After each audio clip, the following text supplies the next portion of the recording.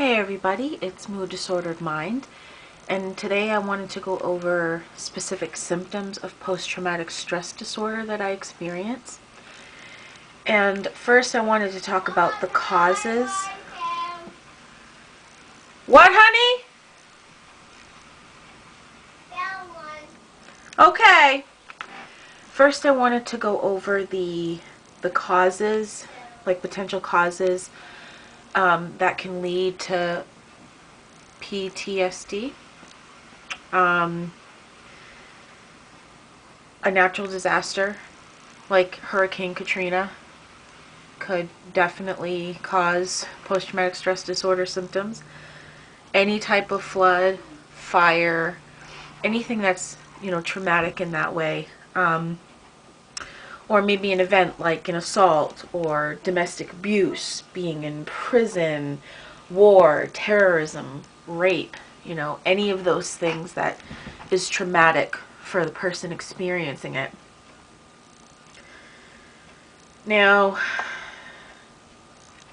the symptoms,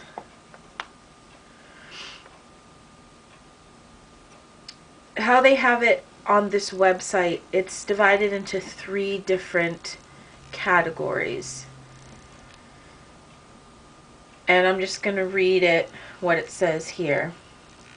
Symptoms of PTSD fall into 3 main categories. Reliving the event, which disturbs day-to-day activity. That's number 1. So, for instance, having flashbacks, episodes where the event seems to be happening again and again. And I do experience this with the traumatic event of, being sexually abused and physically abused.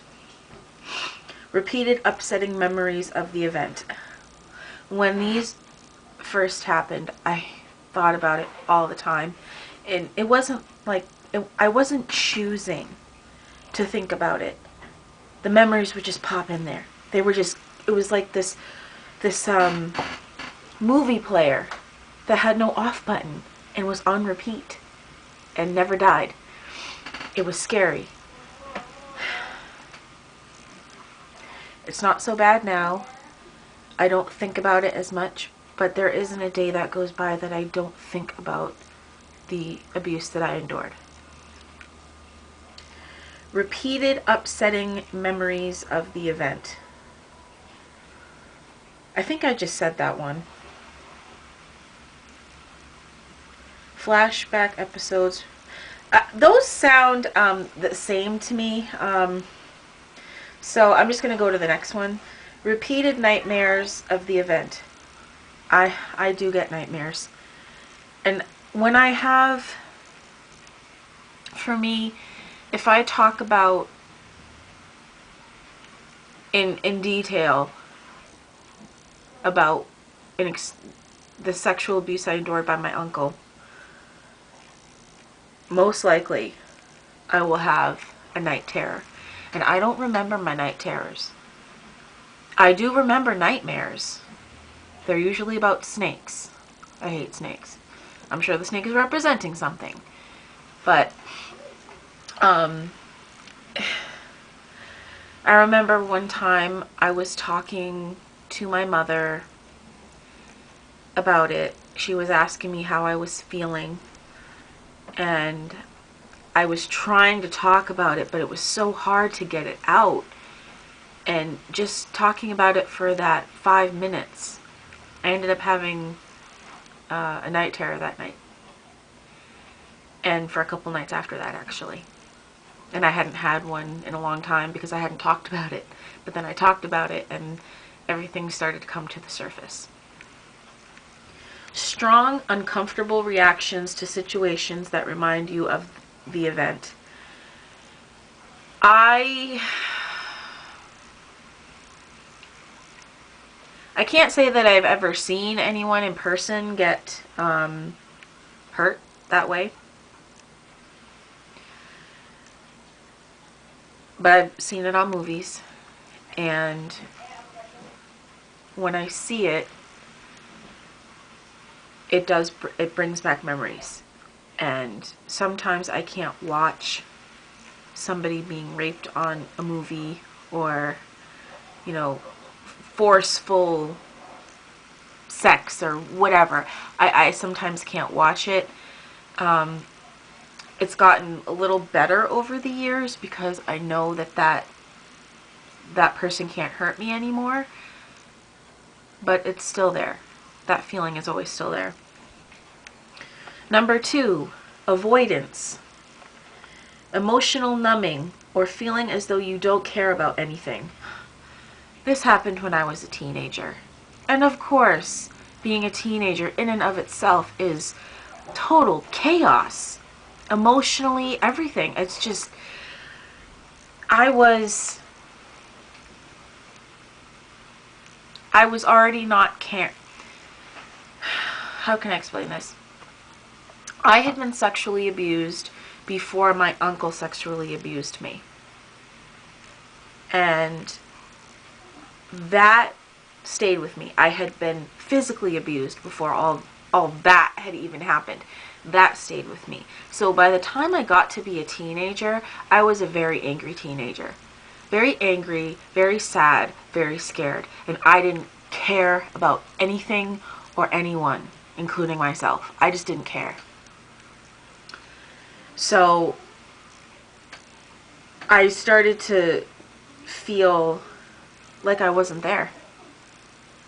I did. I just, that numbing feeling that they just described, I felt that. I definitely did. Because feeling meant that I had to deal with my emotions. And I couldn't do it. I just couldn't do it. Feeling detached. That's that disassociative feeling. I did feel that. Definitely.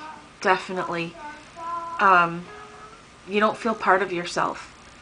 And because it happens directly physically to you, your body's there, but your mind is someplace else. Like I mean, during when it was happening, it felt like I was dreaming, like I was having a nightmare. I wish it wasn't just a nightmare, but it wasn't. And I did detach during and after. Being unable to remember important aspects of the trauma. This is a common symptom that happens, you know, when traumatic things happen to you. And for me,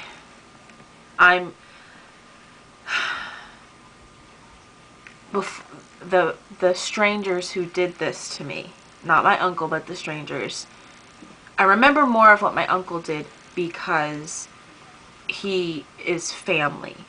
So it had more of an impact, I guess. It was more scary that my own flesh and blood could do that to me. But the other people, the other 2 men who did this to me,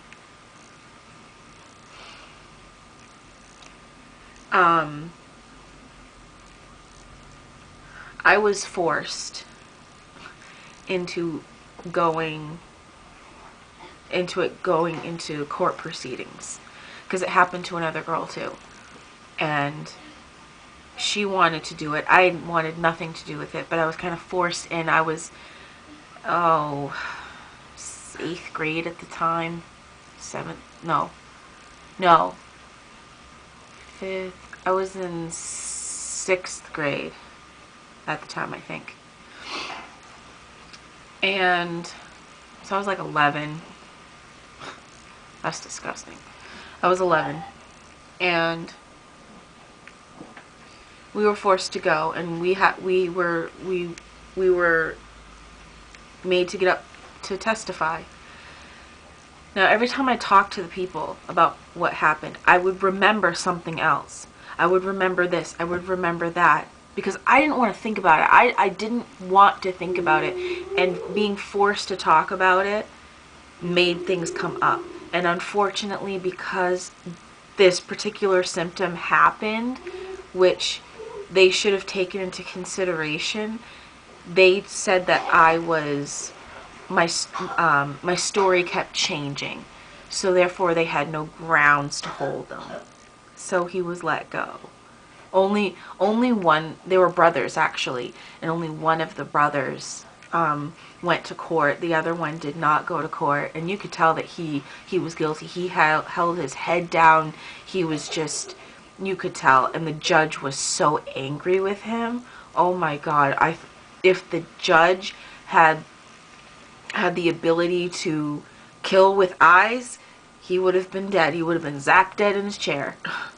The judge, every time I said something, the judge just got angrier and angrier and just stared at him. It made me feel good in that sense, because I knew that the judge believed me. And that's all that matters sometimes, you know, when somebody believes you. Having a lack of interest in normal activities. Definitely lost the lack to do anything. I didn't want to do anything. I basically started smoking pot, drinking, and I didn't do much other than that. Watch movies. That's all I did. Hang out with people. That's all I did. Showing less of your moods. Yeah, I hid a lot of how I felt. I still do that to this day. I don't show my emotions, and I think it might stem from this. I don't know. I think it stems from my childhood as well. Avoiding places, people, or thoughts that remind you of the event. It was very hard to avoid things because it happened in my own house. It happened in my own bedroom. And I couldn't leave those places, you know. So I had to learn how to live with knowing that that happened to me in this room. It happened in the room that I'm in, too. Like, this is my living room, and it happened in here as well. Disgusting. Men are disgusting sometimes. Avoiding, feeling like you have no future. Well, yeah, because you think you're stuck. You get stuck. You get stuck in those memories. You get stuck in those emotions. You get stuck in the lack of ability to feel those emotions, and you think that you will never move forward. You do. It feels like you're hitting a wall, just hitting a wall, hitting a wall, hitting a wall. And category 3, arousal. Difficulty concentrating. Yes, definitely had difficulty concentrating, and I'm sure that was also due to the marijuana. Startling easily. To this day, I still startle easily. You know, even when my dog barks, I'll jump, and it scares me. Having an exaggerated response to things that startle you. I would say that I do. Like today, used the dog barking incident. My dog wanted cookies. And he wanted them now. And he barked a really loud, powerful bark. Just one. And normally, you know, people would hear that and be like, okay, what do you want, dog? You know? It startled me. It was like, you know, like, you know, hearing a gun go off next to your ear. I mean, that's the equivalent of how loud it sounded to me, and it startled me, and it made me very anxious and nervous after. Having, feeling more aware, hypervigilant. I think what that means is you're more aware of your surroundings, you're more aware of people being near you, you're more aware of your boundaries, and definitely you do become that way because you guard yourself. You don't want anyone touching you if you experience what I experienced. Feeling irritable or having outbursts of anger. Oh, yes, definitely. And this also goes with the bipolar and the borderline personality disorder as well, you know, but this specifically from these events, yes, I was very angry, very angry. Hello, Captain. Having trouble falling or staying asleep. I have always had trouble with falling or staying asleep, and I have to say I actually slept more after these things happened to me because I was trying to escape.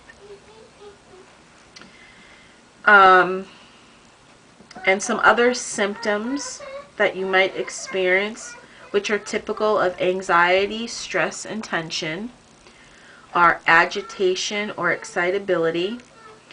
I'm going to say irritated. Like, I get irritated very easily, you know, and back then I definitely, like, everything was a trigger. Everything. Definitely. Dizziness. I never really experienced, well, no, you know what? I take that back. I remember having to talk about it and getting this lightheaded, sort of swirly feeling in my brain head area. So I'm going to say that that's dizziness. So yes. Fainting. I never fainted, although I probably wanted to. Feeling your heartbeat in your chest. Thinking about having to go near him, or like even to this day, just thinking about if I ever see him, my heart races and beats. And I do suffer from headaches all the time. Do you have underwear on? Alright. So those are... Wow. Hey, I want to ask you something. Hold on. Shh. Let me finish. Okay. So those are the symptoms of post-traumatic stress disorder that I have experienced, and I'm sure there are many out there who have gone through whatever traumatic experience that you have suffered and have, stop it please, and have similar symptoms. So I'd love to hear from you what your symptoms are, and how you have dealt with it, you know, if it happened just recently or if it happened years ago.